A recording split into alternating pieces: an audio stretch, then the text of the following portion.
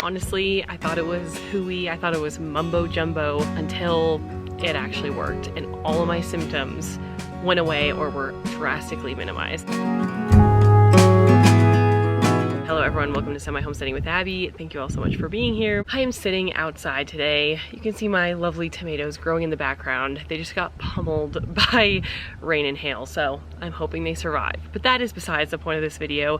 I'm outside today because I'm going to be talking to you about how grounding cured me. Grounding is also called earthing, and it's basically just the practice of you stepping outside and literally just touching grass for a few minutes a day. You can be in a body of water, on grass, on any organic material that is like part of the earth. I had heard claims for a long time that this was very, very healthy for us to do. I'll get into a little bit of the science and how it's thought to work, but first of all, I just want to tell you what it's done for me because I definitely thought it was kind of, you know, woo-woo, hippie, whatever. I didn't put that much thought into it other than like, yeah, probably touching the earth, touching grass every day is probably good for you, you know. That seemed like common sense to me, but I didn't think it would have any real practical applications on anything that I was dealing with. So let's back up and I will present to you what's been going on the last probably 15 years. Okay, so when I was about 11, 12 maybe, sometime around then,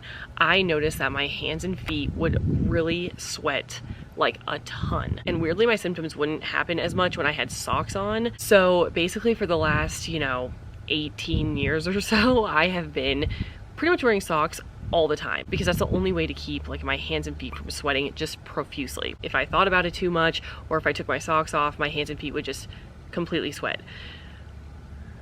And to the point of like dripping, I could never really take my socks off. I remember in like a dance tryout, they made all of us take our socks off to stretch and my feet were slipping around the floor. Like I could barely do anything because my feet were just profusely sweating. And it was really, really uncomfortable. Plus, it really put a damper on my fashion sense because every shoe that I had to pair outfits with had to have socks with them. And not only did they just have to have socks, it had to be basically like the specific type of sock, like an athletic sock. Even those little footy socks wouldn't really work. It was a big ordeal every time I had to go to like a homecoming, a prom, a wedding where I would have to wear heels. It'd be so uncomfortable all night. My hands and feet would just puff up and sweat so much. Like it was just really super uncomfortable. So I don't know how old I was, maybe like 15 or 16 possibly, maybe a little younger than that even. They were trying out a new treatment for hyperhidrosis at the Children's Hospital in the state that I live in. And so I signed up for that, and basically what you do, and I only pieced this connection together a little bit later, but what you do is you fill up 2 trays of water, one for like a hand and one for a foot. And you put one hand and one foot in each tray full of water, and they send like electrical pulses through this whole contraption. It hurts your hand a little bit, it hurts your foot, but sending that electricity through your hands was supposed to make it so that your hands and feet sweat less. So I did that for a long time. There were some results if I was really on top of it, but it was a big ordeal to set up the whole thing. You're then sitting there for like 45 minutes with your hands and feet unable to move. You can't really do much. It was uncomfortable, and so I did that for a few years. There were some results, but it wasn't ever like, oh, I'm so free of this, you know? And maybe that's because I tried to wean off of it too soon or whatever. Eventually I stopped doing it because I was like, this isn't really worth the pain of doing this. So it's been about 8 years or so since I probably stopped. Now, in my adulthood, we have gone on various vacations. Most of these are to sea level. So I live in Colorado. It's an elevation of like, you know, it's the Mile High city. We live at about 5,000 feet of elevation. Whenever I'm in Colorado, that's when I would notice my hyperhidrosis. When I was at sea level, I never did. So for a long time, I thought it was like sort of an elevation thing or maybe a circulation, central nervous system sort of thing. I wasn't really sure. The other thing that I would notice about these trips is the trips that I would really notice, oh, my hands and feet aren't sweating even when I have flip-flops on. It was like a beach vacation. We'd be in the ocean for a long portion of the day. I'd be walking on the sand. So I wasn't sure if the improvement in my symptoms had to do with being in nature, being on a beach, or if it was like an elevation circulation sort of thing. So I just always kept that in the back of my mind, like maybe I have to move to sea level to get this to be relieved, to get these symptoms like under control, because that's when it seems to be manageable. Fast forward to when I had my son, okay? So as he's gotten grown up and as he's gotten a little bit older, I have started to take him to parks. I'm now a stay-at-home mom, so I take him to a park probably like 4 or 5 times a week. So I would end up sitting on the grass. I'd have shorts on and be sitting on the grass, leaning my hands on the grass, all that. Well, one day my husband and I decided to go to dinner, and I decided I wanted to wear a dress and heels because I just hadn't dressed up for a long time. I wanted to look cute, and I thought, okay, it's gonna be really uncomfortable, but I'll pack my socks in the car. I will do all my steps to just manage the discomfort. I can make it through like an hour and a half with sweaty hands and feet. It'll be okay.